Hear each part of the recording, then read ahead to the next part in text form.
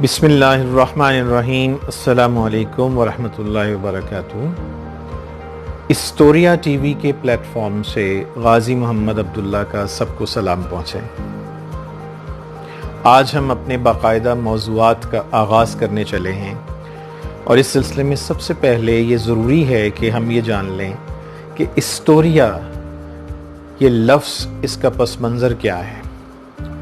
ये हमने Historia TV के लिए ये लफ्ज़ हिस्टोरिया क्यों इसका इंतखाब किया, तो इस सिलसिले में आज की ये जो वीडियो हम आपके सामने पेश कर रहे हैं ये इसी लफ्ज़ के इर्द गिर्द घूमती हैं।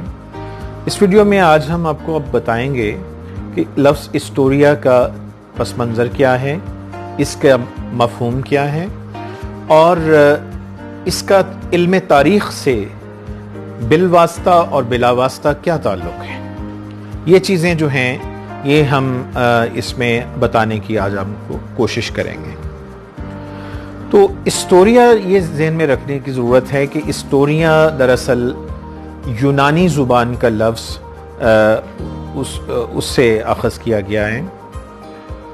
हिस्टोरिया इनफैक्ट यूनानी ज़ुबान का ही लफ्ज़ है, लेकिन इसको लातीनी ज़ुबान का एक लफ्ज़ हिस्टोरिया उससे मुतासिर होकर ये यूनानी में अख़ज़ किया गया। अमूमी तौर पर हिस्टोरिया का लफ्ज़ कदीम यूनानी तारीख़ में ये यूँ समझ लीजिए कि कहानी और माइथोलॉजी के मानों में इस्तेमाल हुआ है। यानी माइथोलॉजी जिसको हम मिथ से समझते हैं, यानी ऐसे माफूकुल फितरत दास्तान जो बाद में तारीख़ बन जाए उसको हम माइथोलॉजी कहते हैं, या उसका एक तारीख़ी अंदाज़ हो उसको हम माइथोलॉजी कहते हैं। तो हिस्टोरिया का ये लफ्ज़ जो है ये चूँकि कदीम यूनान से ज़्यादा मशहूर हुआ और उस हवाले से फिर आहिस्ता आहिस्ता जब यूनानी मौर्रिखीन जिनमें हेरोडोटस का नाम सबसे नुमायाँ है और उसके बाद में आने वाले दीगर मौर्रिखीन ने बतौर माख़ज़ के इन चीज़ों को, जिन्हें हम दास्तान या माइथोलॉजी कहते हैं, इनको अपनी तारीख़ नवीसी में बड़ा भरपूर तरीके से इस्तेमाल किया।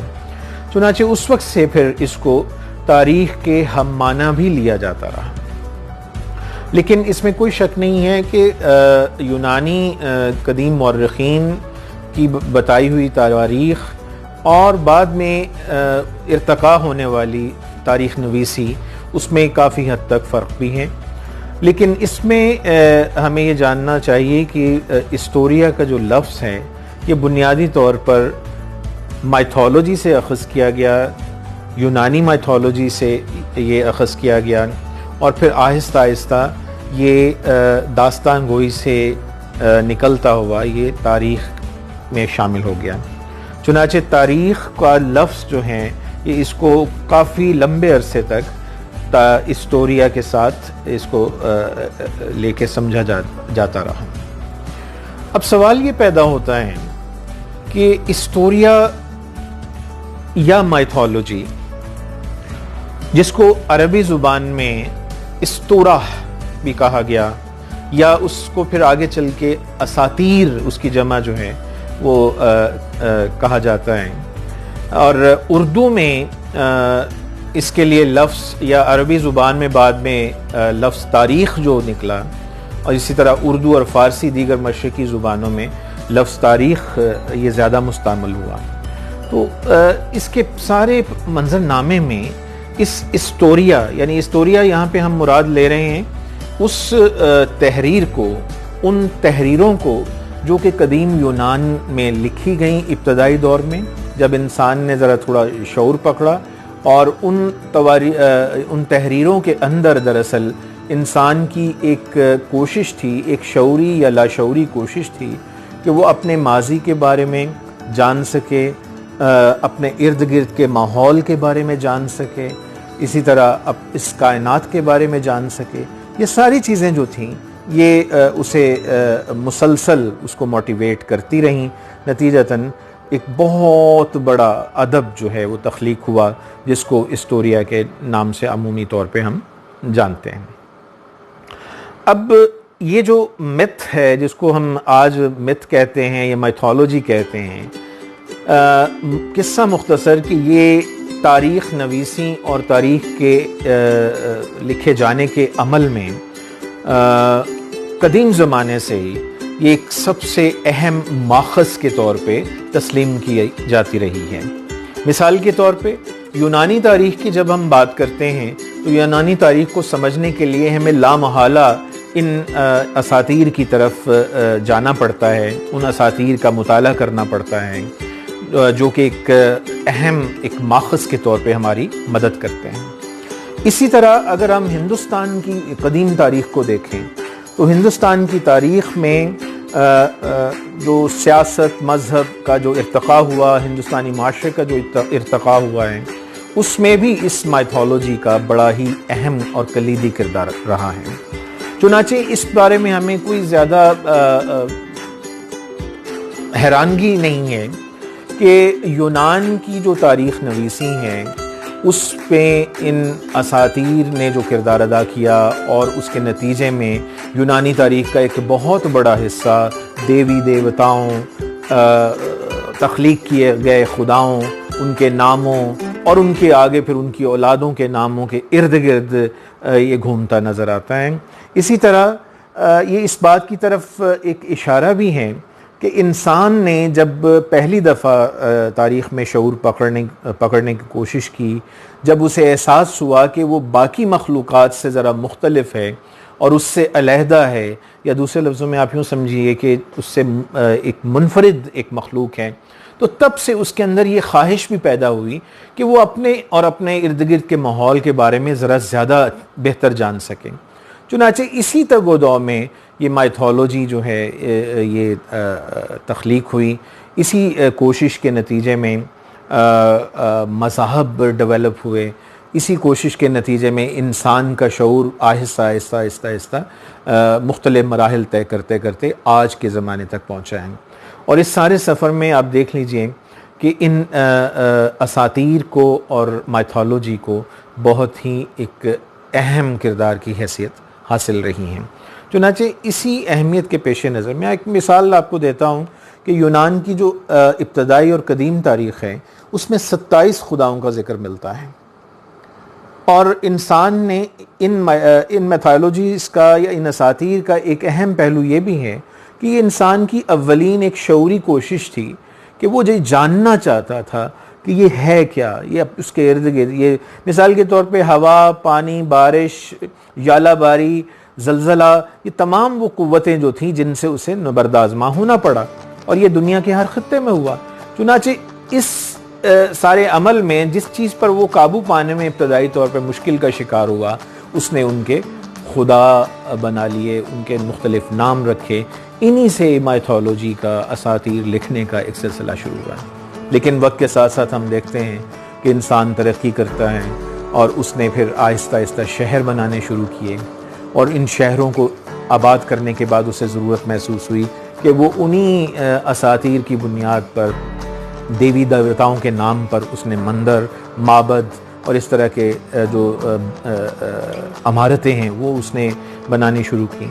और ये चीज़ आप देखते हैं कि हमें ज़रतुश्त मज़हब में और उनके मानने वालों की जो इब्तदाई तारीख़ है उसमें भी इसके वाज़े इशारे नज़र आते हैं। हिंदुस्तान की जो तारीख़ है, मज़हबी तारीख़ है, उसमें नज़र आते हैं। इसी तरह मिस्री जो तहज़ीब है उसमें हमें ये चीज़ें नज़र आती हैं। यूनान की जो तारीख़ है, इसी तरह आप मेसोपोटामिया यानी इराक़ की जो कदीम तारीख़ है उसमें हमें नज़र आता है। आप दुनिया के किसी ख़ित्ते की जो इब्तदाई जो नोन हिस्ट्री है उसमें मिथ्स, माइथोलॉजी और इन असातीर का बतौर एक तारीख़ के अहम तरीन माखज़ के एक बड़ा अहम किरदार अदा हमें देखने को मिलता है।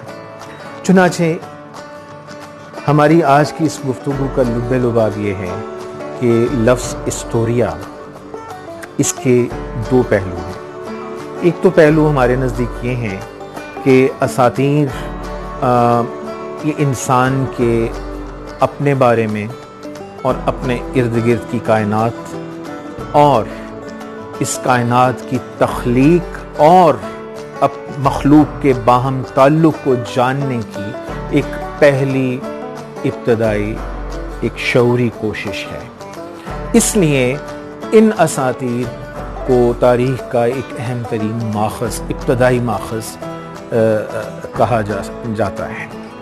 दूसरा पहलू ये है कि इन असातीर के ज़रिए से ही इंसान आहिस्ता आहिस्ता उसने एक स्टेज पर जाके अक़ल को इस्तेमाल करना शुरू किया। इन असातीर की वजह से ही इंसान अपनी शऊरी मंजिल तक पहुंचा और जो आज हम देख रहे हैं, जिसको हम जदीद दुनिया कहते हैं, जो तरक्की याफ्ता दुनिया कहते हैं, जो तहजीब याफ्ता दुनिया कहते हैं, तो ये उसी का एक तसलसल है। उसी के नतीजे में ये बिल आखिर आज इंसान इस मकाम पे पहुंचा है कि वो अक़ल को इस्तेमाल कर सके, वो हर चीज़ को इस बुनियाद पे देख सके, परख सके।